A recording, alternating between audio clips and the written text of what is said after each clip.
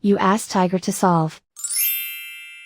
This deals with linear equations with one unknown.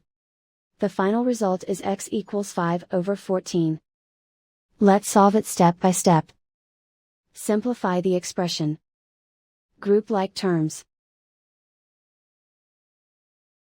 Simplify the arithmetic.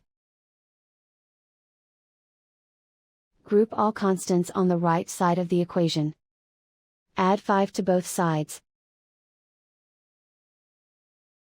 Simplify the arithmetic.